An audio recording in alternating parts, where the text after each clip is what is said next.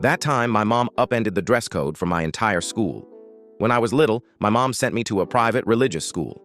My family isn't religious, but they felt like I'd get a better education there. And when I switched to public school, later I found they were right. I was pretty far ahead. This school had uniforms. Boys wore button-down shirts with the school logo and blue slacks. Girls wore jumpers. My mom hated cleaning and ironing these white button-down shirts every day. I was one of 4 kids. Kids play and get grass stains. The shirts were taking up a lot of her time. Finally, she gave up and bought a bunch of white polo shirts and started sending us to school in those. Admin had a conniption fit about it and brought her in for a meeting. They opened the dress code rulebook and pointed out that these shirts were missing the logo, so they were in violation. My mom looked over the rules and confirmed that the lack of a logo was the only violation. They said yes. She thanked them and left, and the school probably thought it was over. Just to be petty, they sent a school-wide memo regarding the dress code. My mom took every polo shirt and stitched a homemade school logo onto them.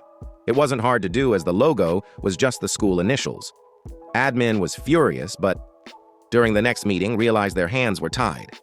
The memo piqued the curiosity of other parents, and they started asking my mom where she got the new school shirts. Apparently, she wasn't the only one sick of ironing and getting grass stains out.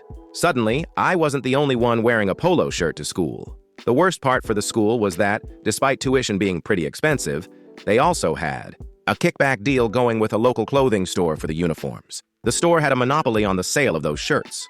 When business started lagging, the store made their own version of the polos for sale.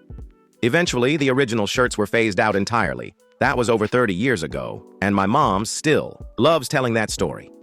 Edit: I'm cracking up at some of you calling my mom a Karen and clutching your pearls about the poor school losing revenue. You guys are acting like they had to put the school mascot down after they didn't make their nut on uniform kickbacks. I can assure you, they were and still are, making money hand over fist and doing just fine. You guys typically side with the HOA as well when you read those stories?